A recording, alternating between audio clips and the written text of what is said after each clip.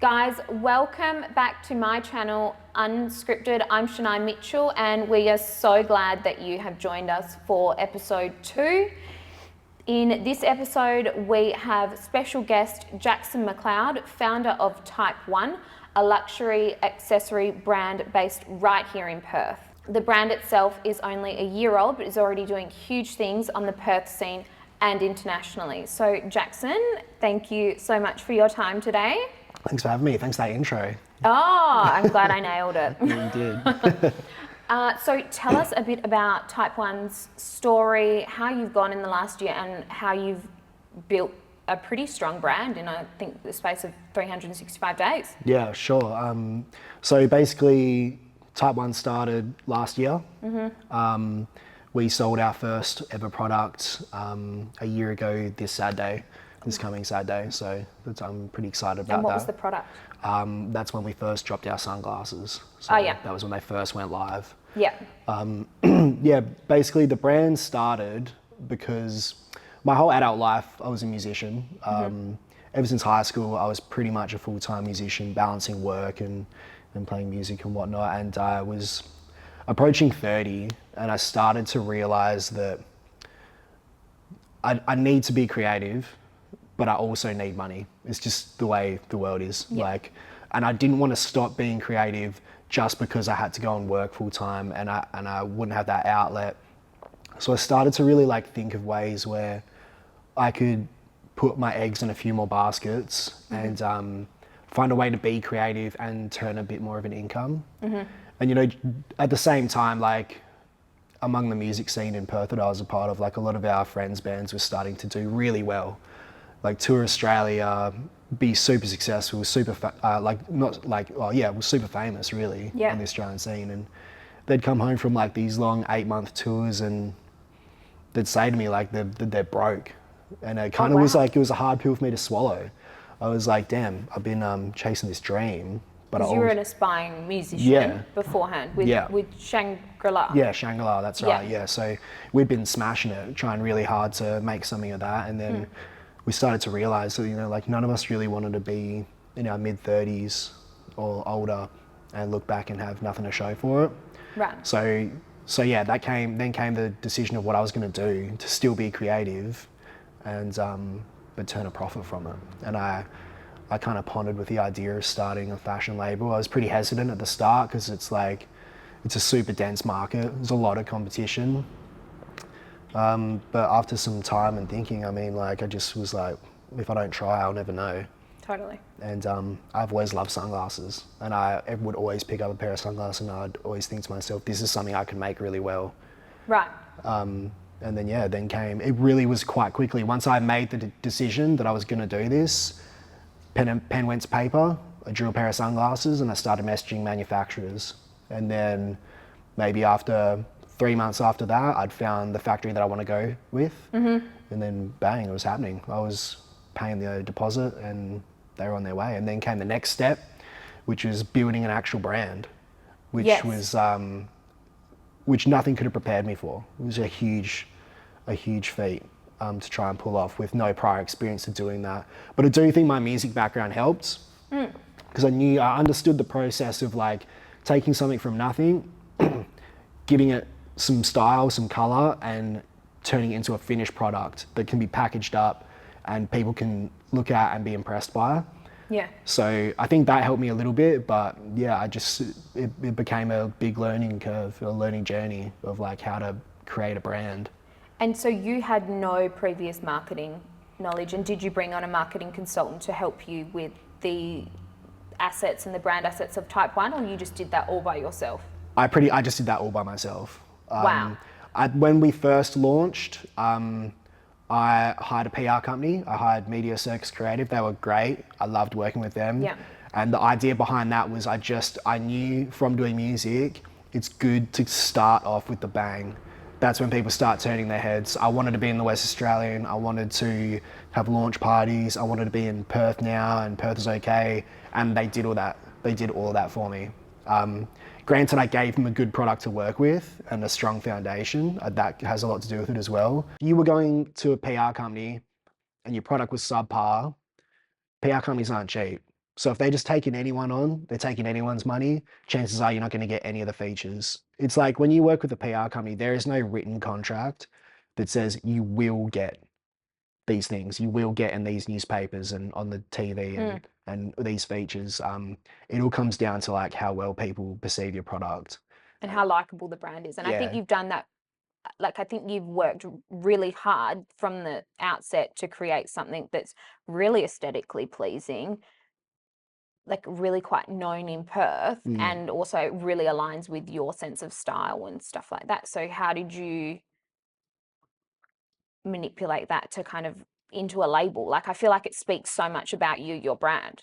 Yeah, well, I guess I've always had my pretty specific taste in things. I like darker things. I like more ominous, noir kind of styled stuff. And it was really important to me. Like you would never catch me wearing summer clothes, flowers, like any of that. Like I like dark. I like things Do you know black. what's so funny?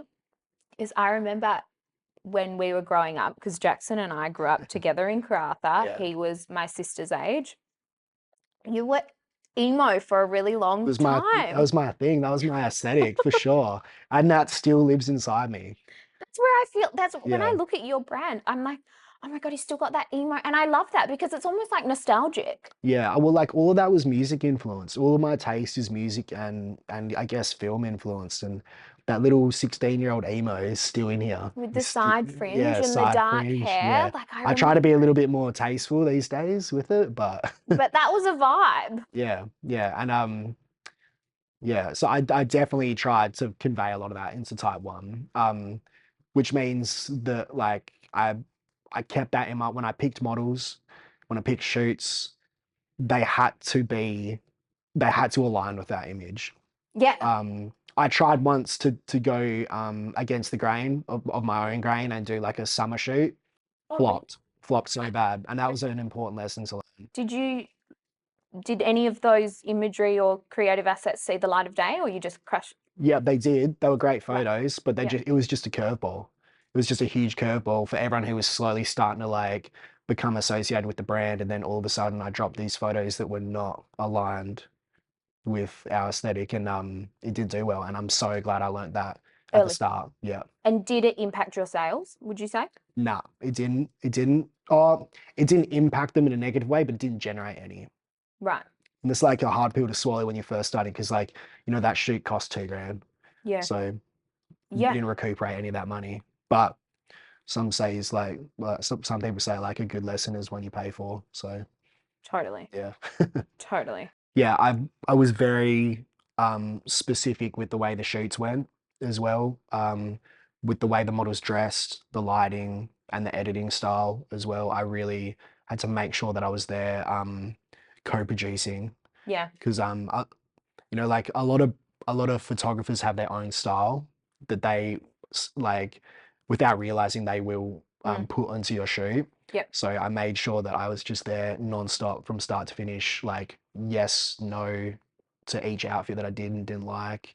And I look back on that and like I was probably people were probably like, who is this dude? Like he really knows what he wants. Maybe a bit like put off by my how direct I could be. But I look back on it and I'm so glad that I stuck to my guns for what I wanted on those shoots because that's what formed the image that people associate Type 1 with. And it's It's whenever people, you as yeah, well. for sure. And whenever people talk to me about Type 1, they always say the same thing. They're like, your branding is very specific and unique. And I think that's so important for a brand, especially a new brand.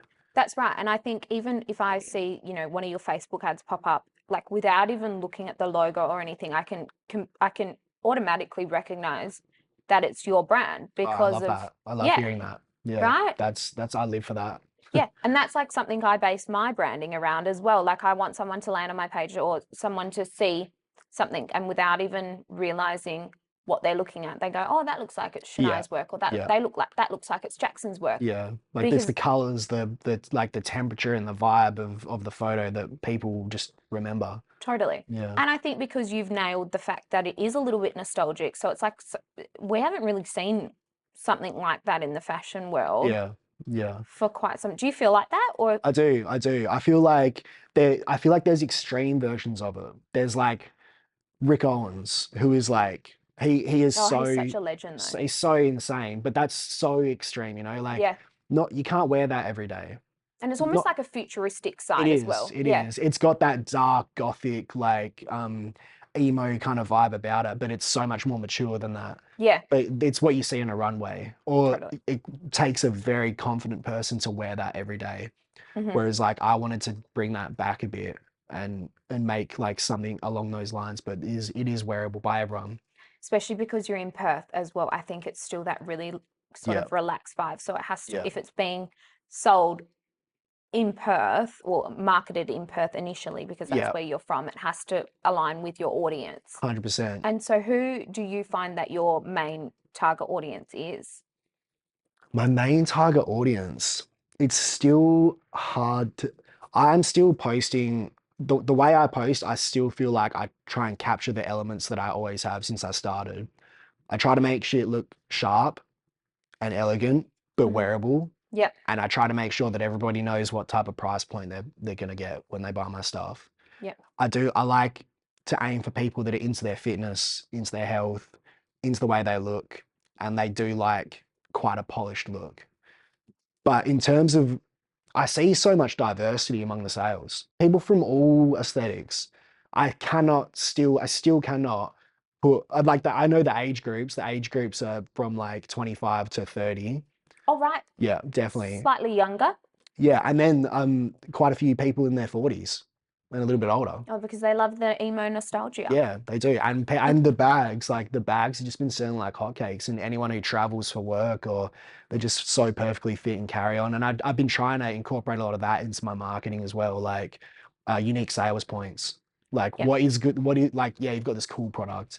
What is it good? What is good about it? Why do I need it? Yeah. So but yeah, it's really hard to measure who my specific audience is. And is it mainly Perth or is it on a national scale now? New South Wales for sure. Yeah, Perth. It has been Perth actually. Sorry, but like the East Coast is catching really quickly, and a lot in the UK as well. But those UK sales they cost me a lot because of the shipping.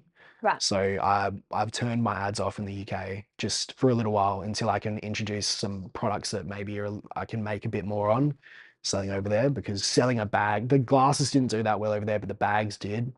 Cost Right. me nearly $50 to send a bag over there. Would you incorporate that into your price? Have you incorporated that into your price point of the bags? No, no, because like, are you saying have I upped the price for Yeah, shipping? Nah, for the UK. because I did think about that, and I do know a lot of other brands do that. But then I think when I really think about it, when I go shopping on the Iconic or N Clothing, you know, when you buy something, it's the same shipping no matter what you buy. If you buy a box of shoes or a t-shirt, the shipping's $10. And that would probably put me, if I went to buy shoes and the shipping all of a sudden went way up, I probably wouldn't buy them anymore. So I tried to like just make sure that shipping is international $25 Hmm. and domestic is I think I do $11 for that, and that's just across the board. Yeah, right. Mm. Is it male based or female or mixed? UK male.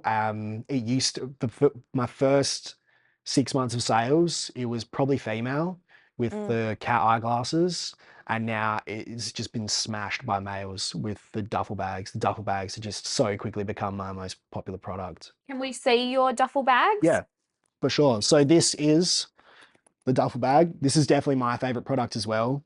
Um, when I opened these, when the manufacturer sent me these and I opened it, I just knew that I loved it. Like it's definitely, I tried to make a bag that I would use every day. Mm. And I've always been upset, you know, everyone wants the Louis Vuitton duffel. Oh, they do, don't do. they? I wanted to make a bag that looked like same level of luxury, but and functionality, but that And it everyone is could a get. similar shape, isn't it? It is. I like the gym. I like gym duffel bags, so I made mine soft, Yeah. collapsible. But for the next drop, we're going like a more of a hard shell, and we're going real leather this time. This is polyurethane leather. Just being fully transparent. I've had people say, "I wish this bag was real leather." Oh, wow. More Yeah. than a few times. More Yeah. than a few times. People have told me it's been the deciding factor because there Really? still is the belief that real leather just gets better with age. But And I would say it actually does. it does. It definitely does. Can I see it? Of course. You'll feel the difference between that and real leather, for You sure. know what? I feel like it feels like my shoes. Yeah. It's the same. It's I'm sure they're the polyurethane same. is definitely used, and it started out as shoes. That's how it became really popular. Yeah, see, look at yeah, I love that. I think you haven't really skinted on any of the detail. It does quite remind me of a Louis. I can see my husband running this as a gym bag. Is this what Yeah. you use it for? Yeah, I use it for everything. I fly with it, gym. I use that bag every day for multiple things. And so you've said that you've got another collection Yeah. coming out. Yeah. Tell us. So, one of the biggest things I learned with the first year of sales in Type 1 is that something a brand needs to do well is return customers. Mm, It helps with everything, your marketing, your email campaigns, all that. Return customers is where the money is. yeah. But the problem I quickly realized I had was if someone buys a bag or a pair of sunglasses, they're not going to buy another one for a year or two or until theirs breaks. Yeah. So I did a lot of sales, but it's been hard work trying to maintain those sales. So after a bit of research and consideration, I'm going to bring some like lower hanging fruit into the mix. Like we've got towels coming in, Ooh. like really well made gym towels and beach Mm-hmm. towels. T-shirts Yeah. are coming, and we're going to expand on clothes a lot more. Oh. And we're also going to do another duffel bag and just really improve on everything with a duffel bag. So we've got a lot more custom compartments on the inside, one that perfectly fits your AirPods, perfectly fits car keys, clips. So when you open your duffel bag, one thing I found with a Oh, duffel bag is I was digging around and it was I'm starting to digging piss me around. off. I was like, I Really just want to ticks get me my off. stuff out. I put my whole life in there, like you I put can never everything, find my right? keys, no matter, like, I'm like, oh, it's a good, sometimes I'll think to myself, oh, it's a good day. I'm going to reach into my bag and I'm going to pull my Yeah, keys out straight away. It's yeah. never the case. It's like you put them in there 2 seconds later, they're so far at the bottom Yes. and you need them in a hurry. So I'm sick of this. So I'm getting a clip for the keys to clip to, Yep. and then there'll be 2 zips and some slips in there. And it will be leather. Yeah, and it'll be real leather, yeah. And we're also gonna go way harder on the branding. Cool. There'll be a branded print on it and a firm shell. So that way, if people want a soft bag, a soft duffel bag, they've got this one. If people want a more firm shape, they'll have the other one. And is that one a higher price point than this one? Slightly, because it's going to be slightly bigger. Yep. So you'll be able to fit maybe like, yeah, I don't know. You could definitely take it on a 3 or 4 day trip. This is an overnight kind of style bag or a weekend bag. The next one's going to be like a week trip kind of bag. And so when can we expect I these think products? realistically, potentially towards the Christmas months, or because I'm obsessed with doing things properly. I could never just get a product and just drop it. Mm. Like I need a whole release. It's the musician in me. I need like a whole build up to this and a whole campaign to drop these. So when they drop hard. Totally. So yeah, potentially Christmas or even the New Year. And so you're working on the campaign now? I haven't started yet. I'm still waiting for samples to get sent back. Mm-hmm. But yeah, that'll be me. That'll be like my full-time job nearly. And so will you facilitate the whole launch and the release campaign, or will you have help? Yeah, I'll do it all myself this time. I probably won't hire PR again. I'll obviously outsource all like the content creators, like the photographers and videographers and stuff. But I'm definitely going to take on a lot more of a producer role, making sure that the branding is on point. And Did you find that it slipped last time, or is that just you wanting to go, I'm going to go to the next level? I don't think it slipped, but yeah, I think I want to go to the next level. And I think last time I probably just didn't trust myself enough. There was probably things I wanted to do where I was like, I don't know if I can pull that off. I don't know. Tell me what, like, give me an example. Like I wanted to do a short film around the bags and the sunnies. Yeah. With acting and a proper script. Oh wow, that's very muso of you. Yeah, yeah. And I wanted it to have I wanted to tell a story. And I didn't pull the trigger on it. I was like, it's a lot of money. I don't know how this brand's gonna be digested yet. Maybe I'll wait. And I was just saying, I don't know if people are ready for that. And then I saw another brand do it like a month ago and it did so well. And I was like, so you wanted to almost do like a music video for your products? Kinda, yeah. The length of a music video that we'd chop up into reels. And then if people wanted to go to the YouTube page, they could see the full thing if they wanted to. Yeah. So like a teaser video Yeah. of the products. Yeah, of the products. With actual acting? Yeah, or with acting and a storyline. Yeah. Wow. It had like a script. I'd loosely written it. It was gonna be like really like anti-government kind of like two young people in love. They've robbed a bank or something. They've got the bag full of money. Shots of them throwing it in and out of the trunk of the car. They're on the run. Shots of them in low-lit bars with the sunnies on, broke as, living off nothing, regretting their decisions. But yeah, it's a work in progress. And so you're going to do that for this time? Potentially. I really want to, but it's still going to come down to budget at the end of the day, because you have to. I need to be able to make back what I spend, and if it was up to me, I'd just Keep spending? Oh my God, yeah. Same. Yeah, and Same. yeah, and you know, like you set the bar high when you come out. You can't do anything lesser than that afterwards. So I want to work with the best photographers and videographers and stuff. The best creatives you can. Yeah. 100%.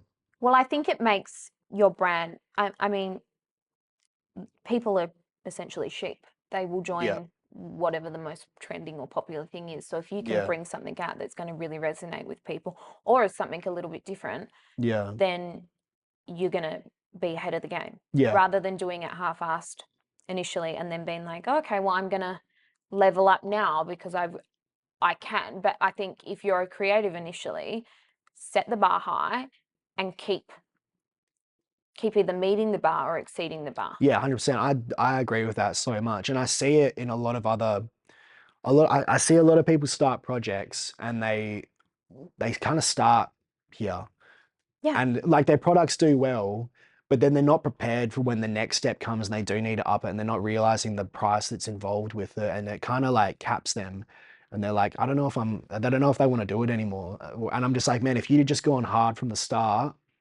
your branding would be so solid that you would sell out. And I know it's just a reflection of yourself as well. I feel like if you want people to take your brand seriously, give them something serious. Make them like, whoa, this brand is not mucking around. Yeah, and These you guys also want have it. to, I think, put your heart and soul. Like I would never go into anything half-assed. Yeah, So for sure. I wouldn't expect, and I don't expect my clients to join something that's half-assed. That's why I inject my heart and soul, like you. Like it's like if you start here, it's like, well, why would people join a media? Like to me, it 100%. doesn't work. 100%. I think energetically, the way the universe works, if you inject a whole heap of love, time, it's just going to return tenfold if you're doing something creative. Yeah, definitely. But the problem is like it just takes it takes a little while for it to come back to you. And I think that's where people get disheartened. And like, like whenever you tell people you're about to start a business, they're always like, oh, 80% of businesses don't make it. That's why. It's because like people don't yet have that dog in them yet, and that love that they're ready to completely pour into their project and just be okay for the first year when it doesn't completely take off. And it's also hard, I think, as well, like to have the resources to allow you to go heart and soul in if you're like, because you're still working in construction, have been for 12 years. Yeah. And you're FIFO. Yeah. I went back to FIFO to fund this. Yeah. So when I first started Type 1, I was working here in the city. I was earning good money, but the amount of overtime that I was having to do to like get the cash together to pay for the products, get them imported, pay GST tax, pay shipping brokers, all that kind of stuff. I was like, damn it, like I'm gonna launch the brand and have no money for marketing. Yeah. I wouldn't have made a sale yet, but I'd still need like money for marketing to make that sale. And I'd done FIFO in the past. I had never been interested in doing it again. I was quite comfy here in Perth, but I just was like, man, the more money in my pocket, the better, and the more money in the brand's product. And I'm so glad that I got on that airplane and went, because it made I still work just as hard, but it gave me so much freedom and don't you think you're also away from the distraction being up there? Like you could you could clock off, and whilst it's a really long day, but you're away from the noise of Perth. You could probably go head down, bum up on this in your spare time. Is that what you find? Definitely. Yeah, I do. It took me, when I first started, I had these big ambitions like, oh, I'm gonna work my 12-hour day, get home, just gonna work all night on the laptop. Nah, like I woke up real quick. But like I can work my 12-hour day up there, get home, and if I just do one thing off my list on my laptop, then like I'm so far in front compared to what I would have done at home if I did a 12-hour day. Yeah. You know, like you have so many advantages when you work FIFO. And then because you're traveling home as well in Mm. Perth, and then you've probably got, oh, let's go out for a drink, let's have a healthy social life. Yeah. Whereas up there, it's just like head down, bum up. Yeah. Everyone's doing the same thing. Yeah, get money, and then you know, like you don't get as distracted by what's going on around you, like what your friends' brands are doing, or what dating, or any of that other kind of stuff, because you're away. Yeah, It's just you and your laptop and time to plan yeah, and think and work. yeah. I have another connection, and she's got an amazing jewelry business, and she's actually FIFO as well. And Yeah, cool. she says she just gets so much done, and she's building such an epic brand. She's like very similar to you and Yeah. I as to how she's launched. She's like put her heart and soul into it. Crisp branding, like she's a stunning face of her brand. Love that. Yeah, but she's still doing FIFO to fund it all because I mean, diamonds aren't cheap, Ah, no way. like Yeah. wild. But yeah, so I can definitely see the appeal there. Did you put like a saving plan or like a budget in place prior to even launching, or Yeah. were you just quite lucky that you were on? Nah, so I had saved up to buy a house, Yeah. and this was like just towards the end of COVID. Mm-hmm. So I was going, and this is before I wanted to start a brand. So I had this house deposit, was going to home opens, and I was like right in that period where like, I think I had like a deposit for 500K, and it was right when like people started offering 60, 70, $80,000 more than what people were asking for their homes. Like I just had this moment where I was like, I don't want to pay $600,000 for these houses. Mm. This was supposed to be an investment property. These houses suck. I'm gonna have to live in it for a year. I cannot do it. I could not bring myself to being locked into a shithole for that long that I wasn't passionate about. I didn't have a passion to own a home. The real estate agent in me wants to ask you, where were you shopping in Perth, like in terms of It areas? was you'll be like, oh yeah. It was Maylands.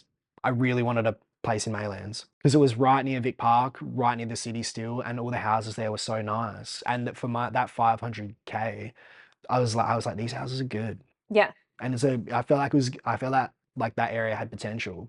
So you never bought the house, and then what did you do? Injected the cash into the... Yeah, I had this deposit, and I was like, I can do what every male my age does right now and think I'm a Bitcoin whiz and drop it in that. But I got no idea about that. And I was like, well, I need to do something with this money. So I started chipping away and yeah, planning out type 1. And then have you seen a return on the brand? Are you seeing The a return? brand, like full honesty, the brand is paying for itself now, which is huge That's for me. amazing. Yeah. Yeah. So I'm no longer putting money into it, Wow. which is, I love that. Yeah. That's that. I love that because I never knew how expensive it was going to be Yes. to start a brand. So now that I'm at a point where like it's finally, it wasn't like that for a lot until recently. It was costing me a lot. But that's amazing that you can say that in just after your first year of business. Yeah. That's huge. Yeah. I mean, like I would love to be like, yeah, Range Rover's on its way kind of shit, but it's not. It's so far off. Yeah. So far off. But I'm just happy that my brand's at least paying for itself. Yeah. Now I can start saving cash for the next drop. But I also think what you just said there about being so honest about where it's actually at versus what the highlight reels that you see Yeah. everywhere else, because I know in my industry, I'm seeing people selling courses on how to make 6 figures as a social media manager. You can do this in 10 weeks, just buy my bloody ebook. And I'm like, Yeah. that is so far from the truth. Yeah, it's all crap. It's taken me, I would say, 7 years Yeah. to be able to get to those types of numbers. Yeah. And a lot of hard work. It hasn't been a 10-week ebook. It's No. been, I haven't done any formal training actually. I've just grown up with the platforms. And so I think it's really important that you've just set the tone for Yeah. people that are watching this and looking up to you or wanting to start something, being actually, no, it's not going to give you a rangy sport by in your first year. You have to go to the school of hard knocks before you do. actually. You got to spend your time in the trenches. And like these guys, We're like still in the trenches. literally, I don't think you get out. I don't think you ever get out. No, I don't either. I wouldn't Like say. it just changes, you know. And like these guys want to sell these six-figure programs. Like that you don't get that consistency. Like there's things those programs can't teach you, which is like how to recover from 2 bad months, 2 shit months of sales. How do you mentally recover from that and pull your socks up and then invest more money into it? Kind of Yeah. thing. You can only learn that through loving the project you're doing and being determined as.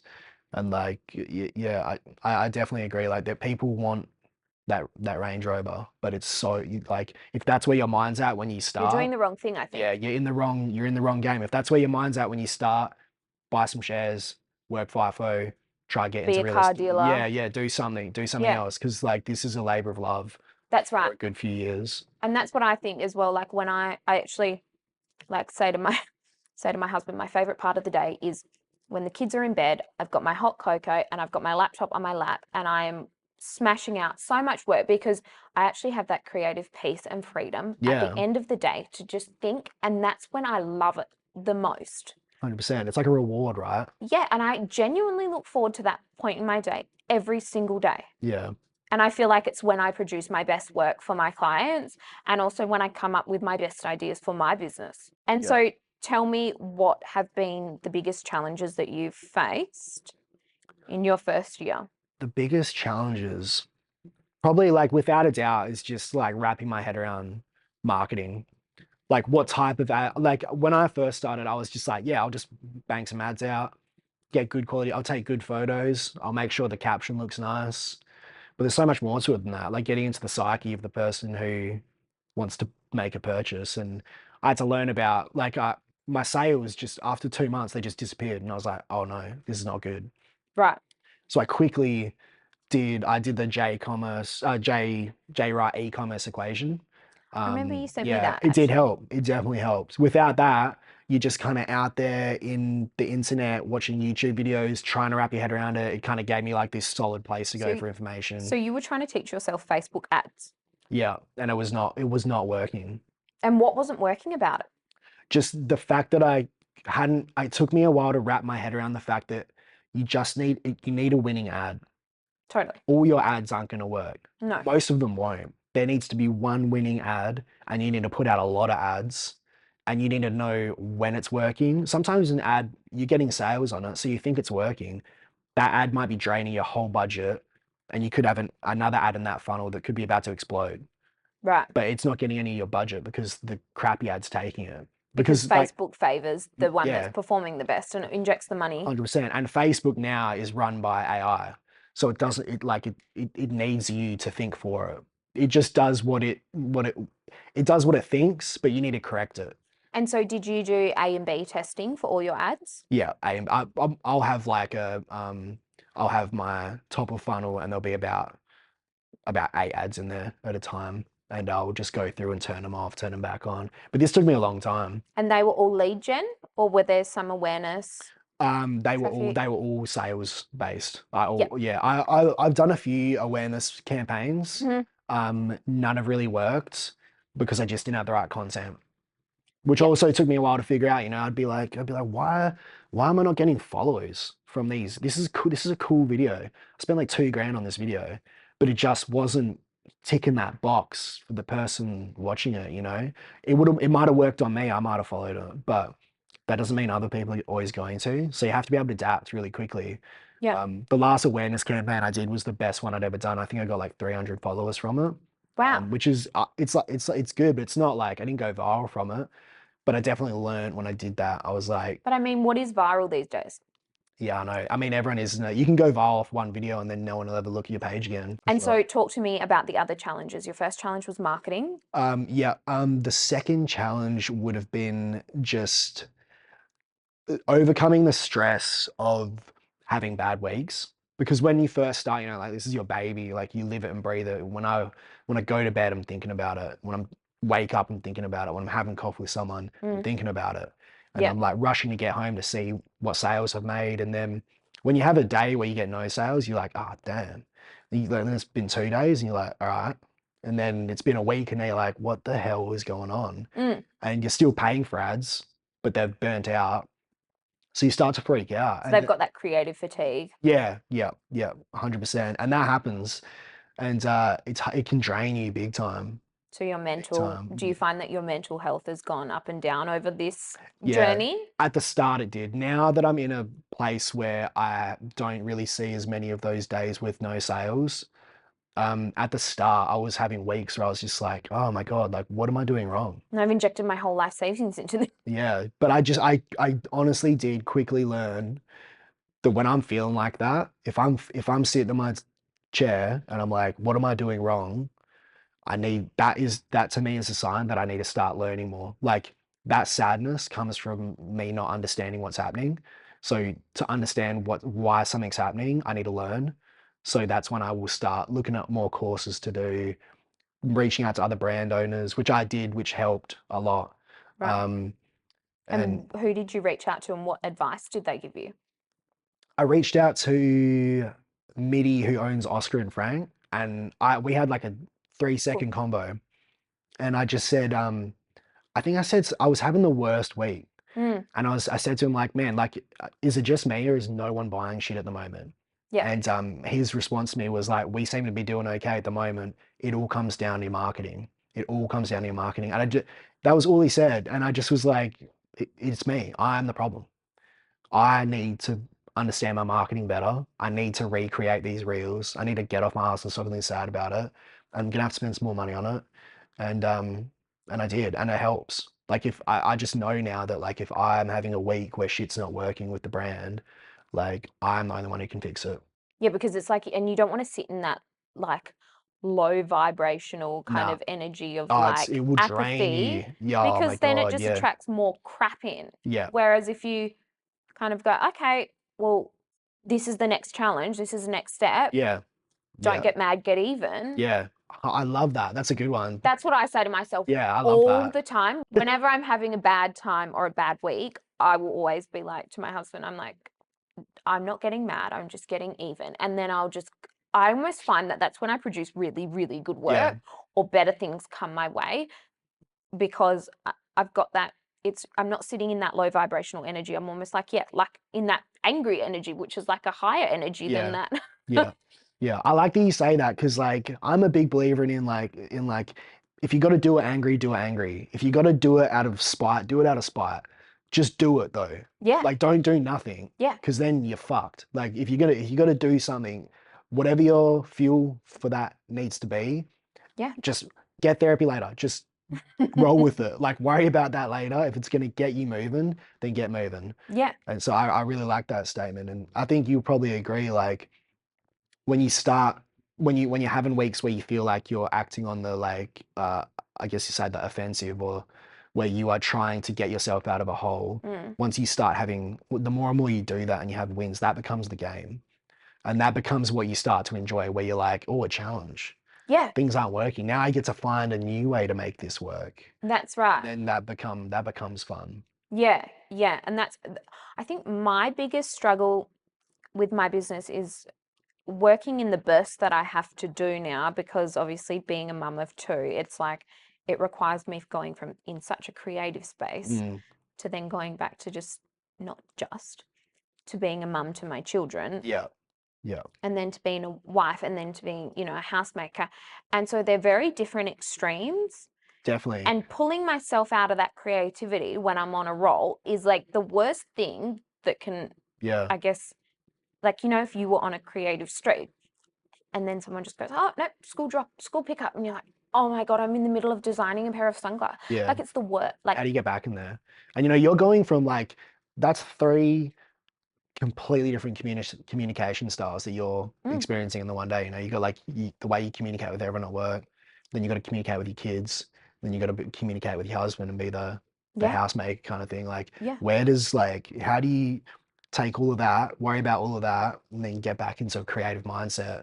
I Like, think for me, it's like I said, at night. mm, So when the kids are in bed and everything is just settled and my brain can just tick into gear yeah, for being sure. creative, um, that's where I find that my best work is done, and very effortlessly as well. Yeah, Yeah. yeah, So, cool.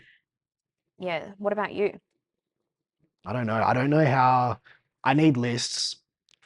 If I don't have my list, I will not go back into the creative headspace. If I don't have a list, I won't even get there to start with.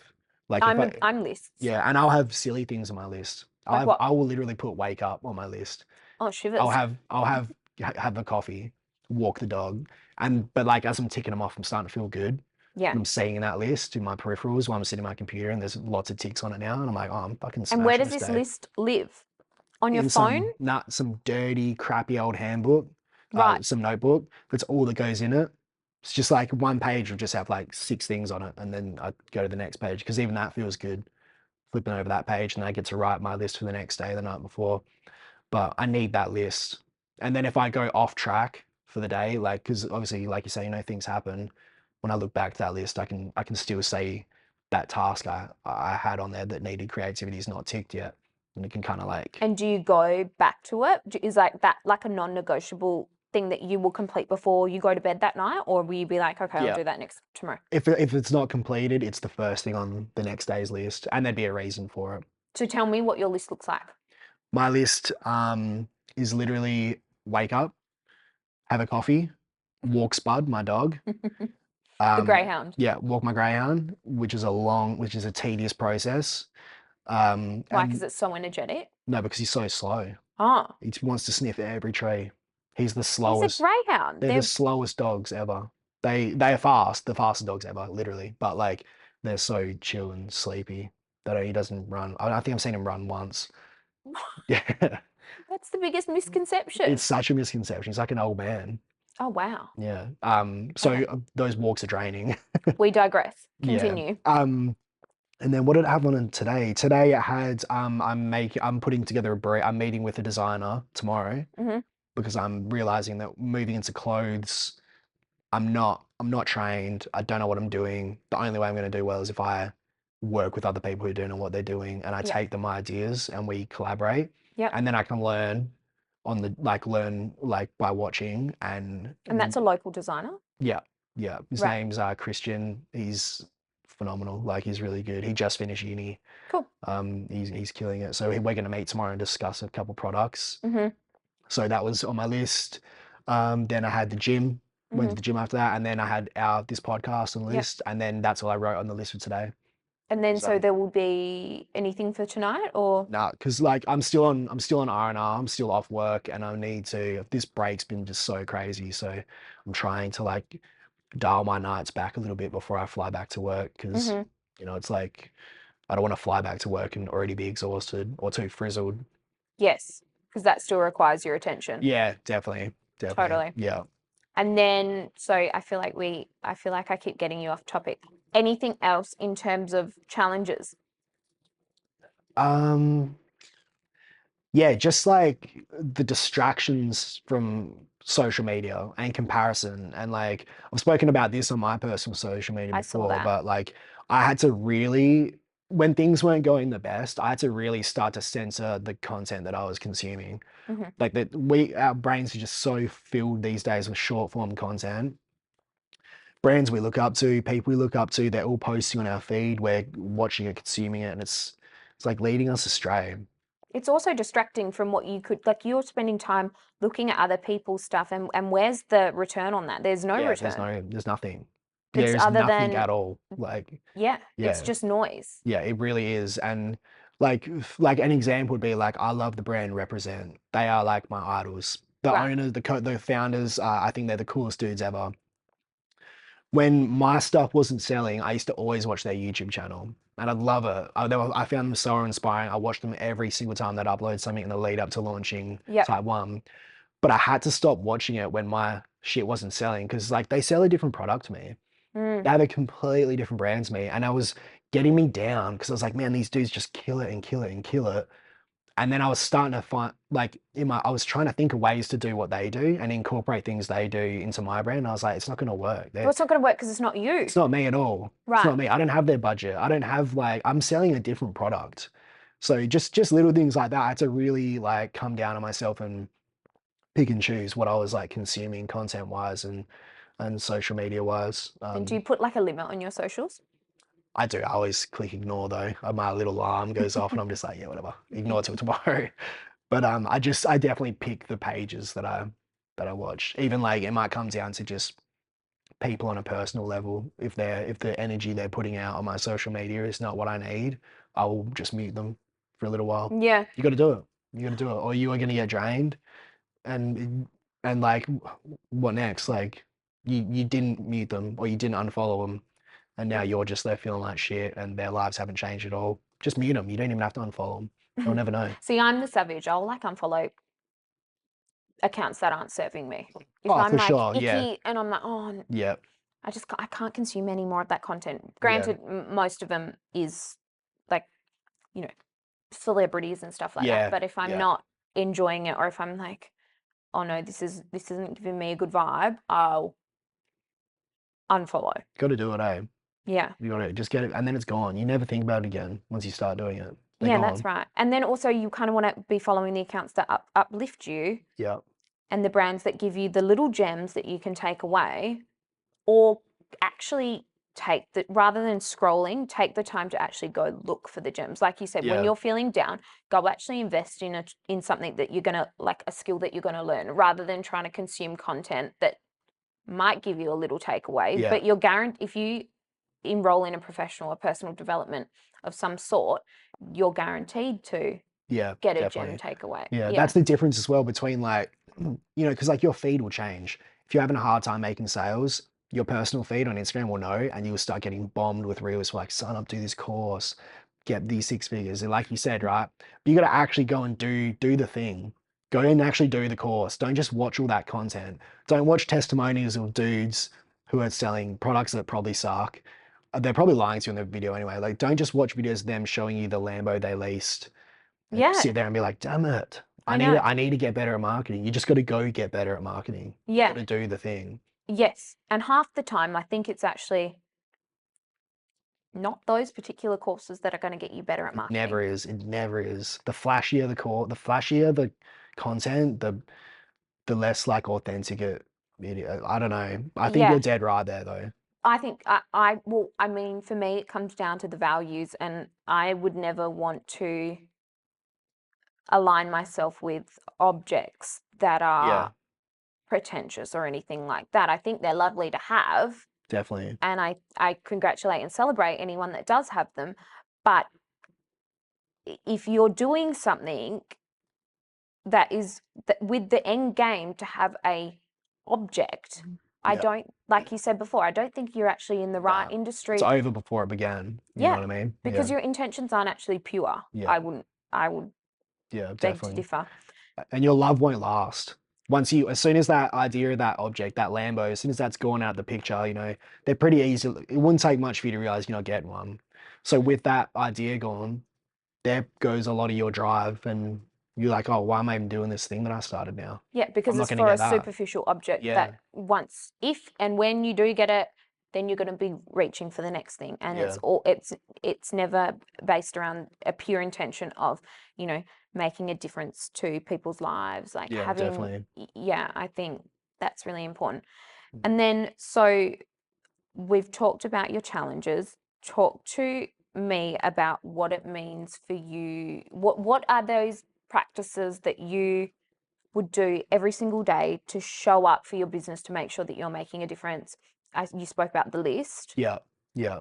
So for me, that list is like the starting point. There needs to always be things on that list that go back to type 1. So Right. it could be small jobs, could be like, it could be, what's a small job? I don't think there's not many. It could honestly even just be opening up ads manager, checking if the ads are doing well, and turn on like little stuff like that, little 5-minute things. Yeah. So I make sure that there's big or small things on my list for type 1 every day. I know that I have, like, I'm big on fitness. I like to work out. Yeah. It keeps me sane. Yeah. Sometimes I need to completely destroy myself physically so that my brain can calm back down and think clearly about things. So I have to do that every day. It's almost like meditation for you, right? Yeah, for sure, for sure. And like, yeah, it keeps me consistent in showing up for type 1 too, because it keeps me like consistent with doing things that I don't always really want to do.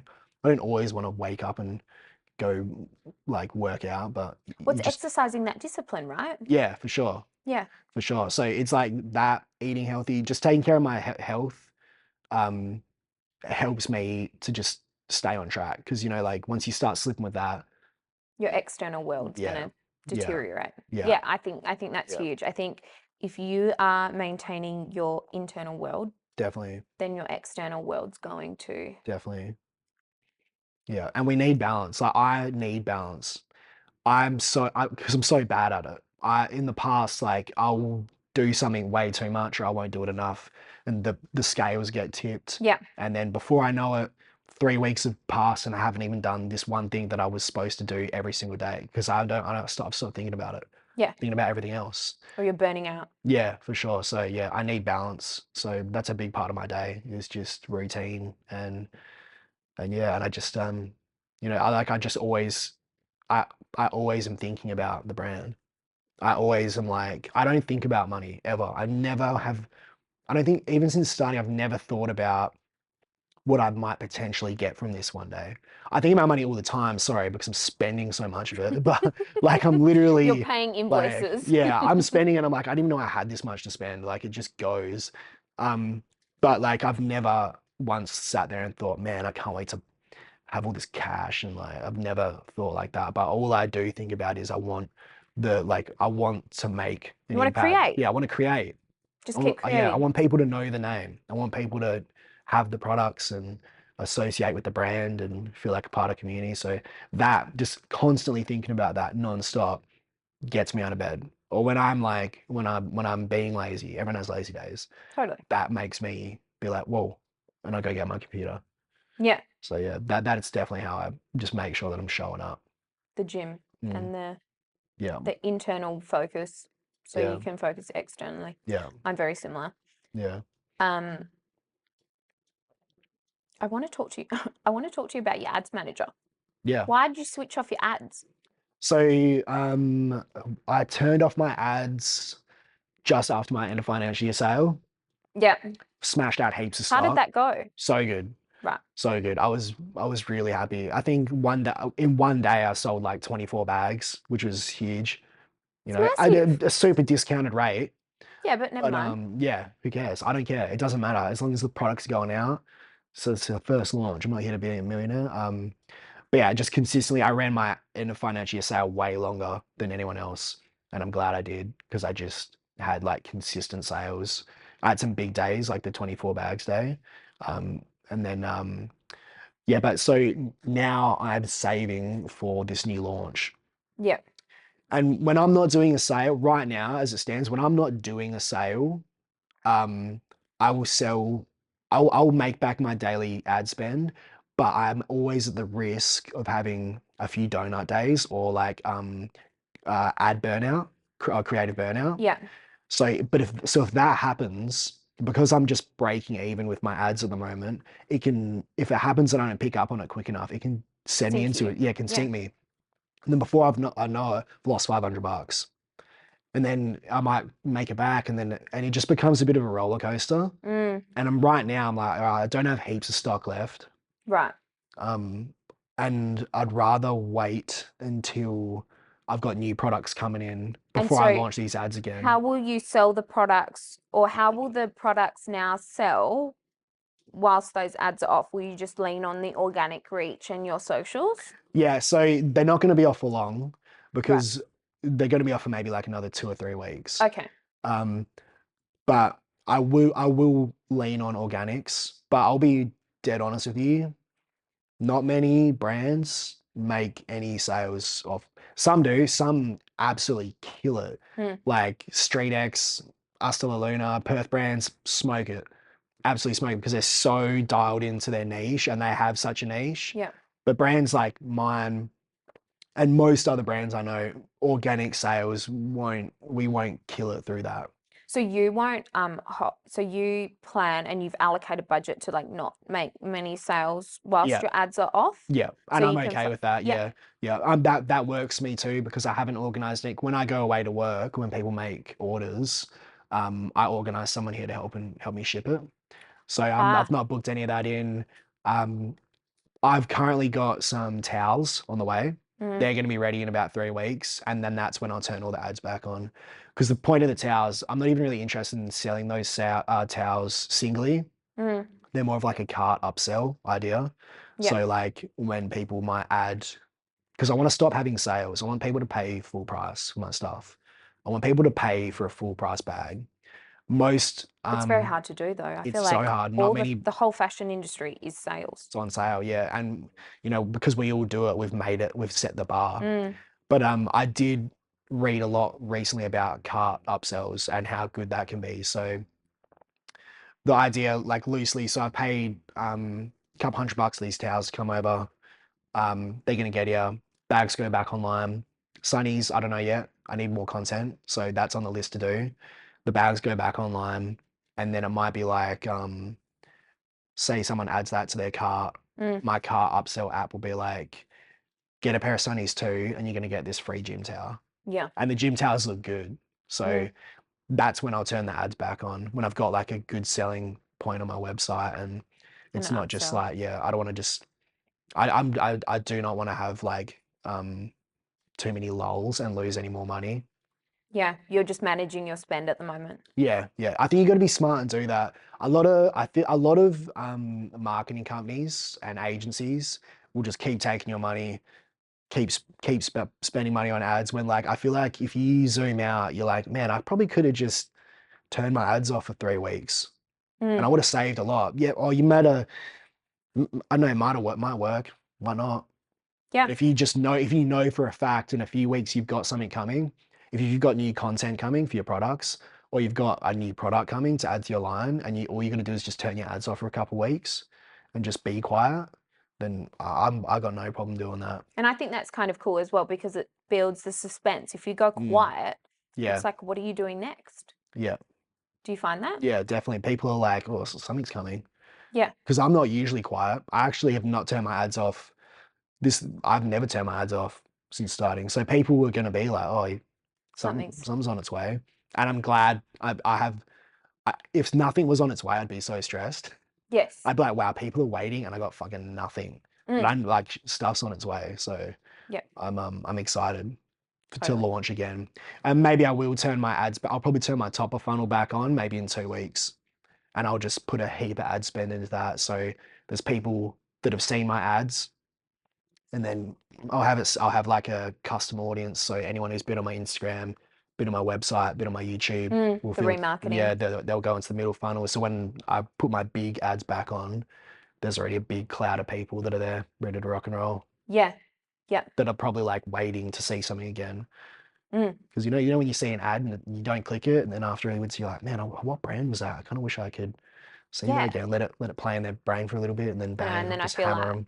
yeah, totally. I feel like I did that the other week, and it was with a pair of boots that I wanted from Forward, and I was like, I wish I saved that product from that ad Yeah. because now I can't get back on. Now I can't figure out who it was by or anything like that. Yeah, yeah. Um, I did see in Instagram, I don't know if it's still there. You can actually, if you clicked on the ad, there's a setting on Instagram on your personal where you can go into and find what ads you've clicked. But I should know that yeah, because I'm social media manager. yeah. But actually, I don't. It's probably better to not know, because it's gonna make you spend way more money. Yeah, I'm in my not spending era at the minute. I Like, don't really have anything exciting to buy. yeah, well, I love that shit. I'm like, yeah, get them. Let me trap these people so I can sell them shit. But as a consumer as well, I'm like, damn it, I fucking hate Instagram. Yeah, I found that since I'm in my like not spending era, which has been well, I've been trying to be really good this whole year. Mm, Uh, all of the likes of Forward, Farfetch, Net-a-Porter, they've all stopped appearing on my feed, obviously because I'm not interacting. yeah, yeah, And their ads, I've just picked up that I'm no longer shopping. yeah. I'm not an active shopper, which Yeah. I'm okay with. You've And so, broken free of their grip. yeah, my husband's stoked.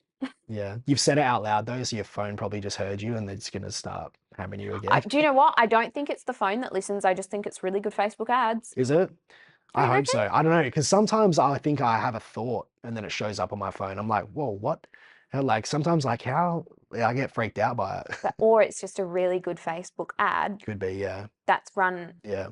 that's manipulating your, I guess, activity. See, marketing is so powerful.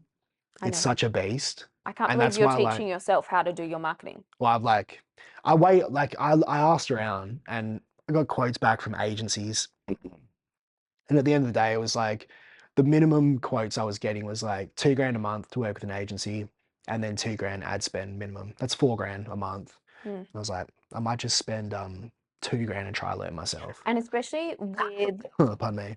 especially if you have such a clear vision, Mm, you're better off training a marketing intern to yeah, think and be you eventually rather than outsourcing, yeah, because outsourcing to I think we'll lose that personal touch in the in your like infant stages of your yeah, business. yeah, You're almost better bringing on someone who can learn with you and from you in terms of your branding and the aesthetic there.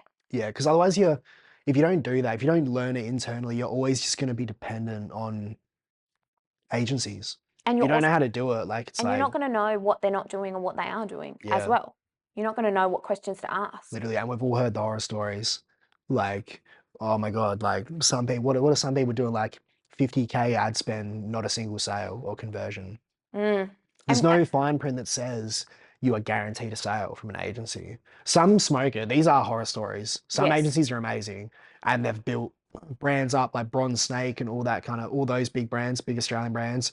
Worked with Jay Wright's agency, right. exploded, but they Mm. had a good product as well, They which did. is the biggest thing. But there is no fine print with any type of marketing that you hire and outsource that you are guaranteed a sale. And that's what I find really interesting. And I think it's really about, for me, managing my clients' expectations, being like, we can elevate your presence Yeah. online from a Yeah. social media perspective, but is it going to convert?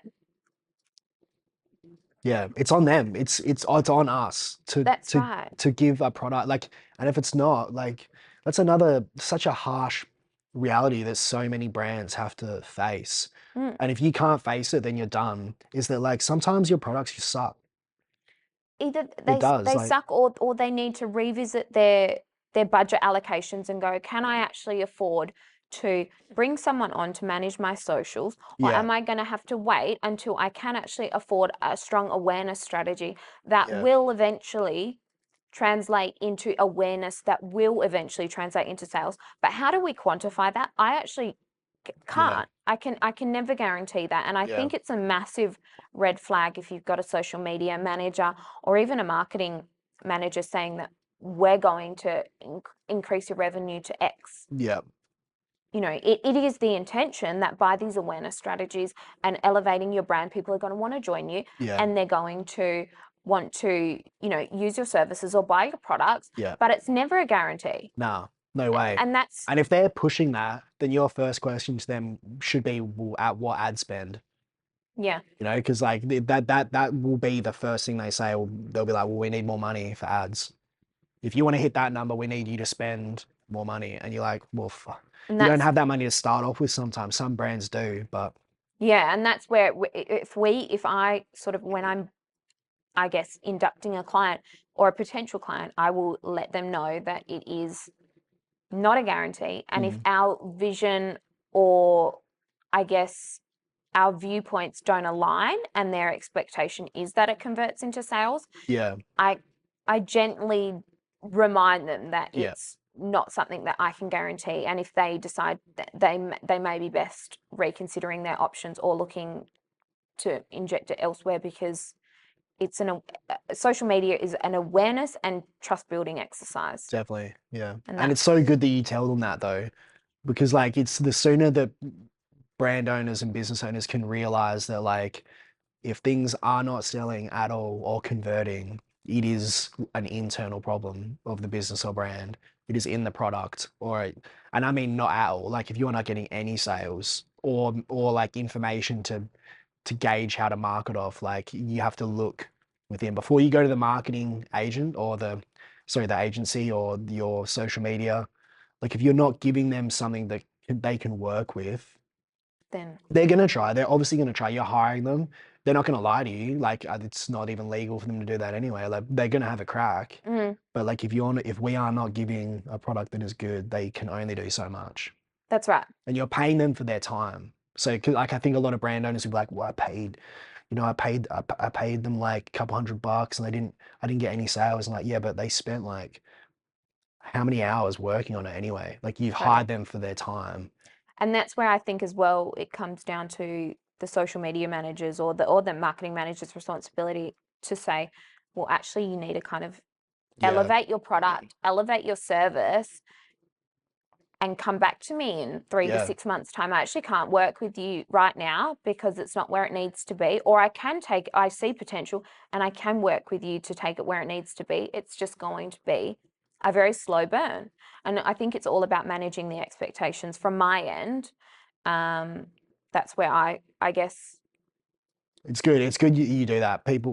Transparency goes so much further I'm too honest, than I just, think, yeah, to and you not. can't, if you just tell people what they want to hear, they're going to end up sad anyway. You know what I mean? Like, it's better just to be transparent with people and then put the ball back in their court, and then the ones that really want it will shine through for sure. Totally. And it comes down to, I guess, just knowing who your dream customer is Yeah.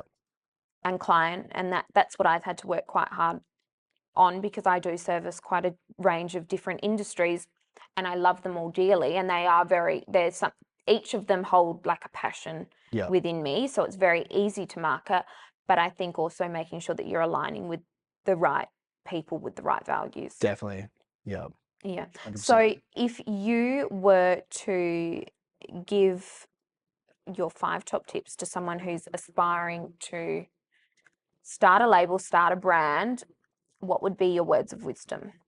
So number one, like straight off the bat, like be ready to be in it. Like, let go of any ideas you have of any financial gain. Like, make sure that before you start, you love your idea so much that even if it doesn't work and it doesn't work and it doesn't work, you still keep trying, and just have that mindset through everything. Just stay focused and know that you love your idea before you start, because that's the only way you're going to survive the hard times Yep. or the challenges. Second one would be well funded before you start. Be so well funded. Like And what does well funded look like? I think that comes down to the person who's starting like, be honest with yourself. Like, optimistic budgeting, we all do it and we all get burned from it. But like, really crunch the numbers, know how much after tax, what does it cost you to get your product from China to your house after all the taxes, GSTs, fees, what does that cost you? Then take 10% off that for tax and your GST or whatever or whatever, and GST, and then how much ad spend is it going to cost you to sell that product? Crunch those numbers and really think about it, and then also take into account the marketing, the content creation, and all that. And like, I always just think back to that saying, 80% of businesses don't last. And you know, when you start a business, everyone just peppers you with that. It was like, oh well, you know. I know. I think that is because like 80% of businesses don't last. The well-funded ones do, because money is options, and like money can't prevent a problem from happening, but it can definitely solve one that's happened. Yes, Like, because and I will argue that, yeah, because you can outsource. You can And pay so someone to fix it. say if I was someone and I was like, Jackson, I want to start a clothing label similar to what you've done, what would be my funding that I would need? Yeah. So based off, if you were going to get the same amount of products as me, I'd say like 70 grand. Straight off the bat. Yeah, that's a lot, but that's because, like, you know, we're going to do it properly. We're going to do a big launch. We're going to do a launch party. We're going to get PR. And 70 grand. that's to purchase the products Yeah. and do all the marketing activities in the initial launching phase. Yeah. Yeah. Okay. And don't forget, like, I don't drop ship. So I designed these products and I imported them, had to pay tax and all that. So there's a conversion rate. China charges in US dollar. So yeah, 70K. If I had it my way, man, 110, like, just give me all that, give me them cash, and I can make something awesome happen. Like, how good, like, the bigger your budget, the better shit looks. So yeah, be well funded. 3. 3, limit this, like what I was saying before, limit the type of content you consume. Yeah. Stay in your lane. Write your goals down. Do a business plan. Like, have an objective, have goals, have small goals, you know what I mean? And stick to it. Don't be swayed by what you're seeing on social media, because that is such a hard one. Like, yeah, I could talk about that for hours. So yeah, limit your content consumption, Yeah. or like censor it. 4 would be, this is a hard one. Like, if you can have a good support network, have one. Like, What does that yeah. look like? So for me, I was so lucky. I'm so blessed. I have a really good family. You do Like, have such a beautiful yeah, family. and I would just like, I could die poor, but I'd always be rich, because I'm always, you know, in a loving environment with my family, and like, they were just in it. They were worried. Your family's always going to try to talk you out of starting a business, because they want Yes. the best for you, and everyone knows sometimes it doesn't work out. But when I pulled the trigger, they were in it. They were like, cheer me on.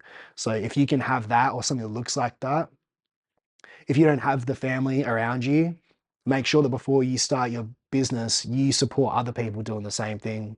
If Yeah. you know people starting businesses, before you start yours, connect with them and boost them up, and be genuine about it. Don't just boost them up till you launch. Boost them up and keep that relationship going, and build that network, because you need it. You need a community, and you need like a good energy around you. And also, you need a community of creatives to bounce off, because Oh, for so sure. often it's such a solo gig. Yeah. And that's when I noticed that we started conversing, because both of our businesses, well, my business has been running, but I obviously marketed and put my money where my mouth was, Yeah. essentially, around the same time as you launched Type 1. Definitely. So, and we were in regular contact, bouncing ideas. Yeah. You recommended vendors to me. After not talking for years. Right, I But know. just like that, being in the same creative kind of community or field area, you have a common, like, it's something that brings us together, and it's been helpful. I think so. How many times have we spoken about, oh, do you know this person, you know that person, what do Yeah. they charge, kind of thing, like. And also, like, can you recommend, like, Yeah. you know, Jess, the photographer, like, she created magic for one of my clients. Yeah. Like, Yeah. so good. Yeah, Yeah. it's so handy to have a bit of a network around you. Especially as a solo creator. Yeah. For now. Yeah. We're only solo for now, I Yeah. think. Yeah, for sure. 5. What would my 5th one be? And with a bang. Man, I could nearly just say have more money again. No, Like, really be well funded. Just be ready to learn, hey. Like, you're never a master when you first start, and just be humble, and like, embrace your humility. Like, own the fact that you are not the most important person in your scene, or in whatever it is you're doing. Like, be ready to learn. Acknowledge that, like, there could be someone who is 10 years younger than you that knows 50 times more than you, and don't be so, like, be humble enough to take their advice, because if they know, they know, and you don't know. And you can never learn less. You can never learn less. And like, I just think that, like, the amount I've learned over this last year, like, has been insane. Yeah. But I've always been keen to learn and ask questions, and like, network with people that know more than me. So I think that's a huge one. I think so. I think like, asking questions and calling in help when you need it. 100%. Because everyone, and this is what I don't feel like enough people do, they actually don't ask for help. And I'm really well versed in it, because I don't know, I just feel like I don't have a filter. So, like, I'll ask for help, or sometimes I'll overstep and I'll ask for a little bit too much. But I think people love to help other people. They do, yeah. So for me, that's huge. And then, you know, that also comes into the networking, because it's like, if you surround yourself with other people that know more than you, then you're going to learn off them. Yeah, it might not happen straight away, but like, over time, you compile information, and it does start to resonate with you. And yeah, I just feel like you meet so many people that aren't keen to learn. Like, they want to be the best from day dot, and like, you just see how far that gets you. Like, if you're ready to learn and be humble and be outsmarted and all of that, like, you're gonna kill it. You're gonna kill it eventually. And I think that's part of the charm as well. Like, it's what makes watching someone's journey so amazing, because it's like they've just remained so true to who they are. Yeah, 100%. Yeah, And it makes people want to be around you more. You know what I mean? Like it makes you approachable. It totally. makes you like some people for them to really attach themselves to a brand, they want to know that the owner is a good dude. Like that he's like the brand they're repping, they're repping a small brand from Perth. They want to know that like they could be friends with the people that work for that brand. Yeah, Like Street X, perfect example. Huge Perth brand. yeah, His main like consumer base would be like dudes that are like 12 to maybe 18. And they love him because he's so good to them. Puts on events for them, oh, pumps them up, you know what I mean? Like he's right into the football, he's right into their culture, and he totally. makes it fun for them, and Yeah, they know he's a good dude. So they want to support that brand. they want to be friends. They want to be best friends with him. They want to be part of it, yeah. It's building, yeah, it's building that community, I Yeah. think, as well. Cool. Well, Yeah. I think we did good. I think so too.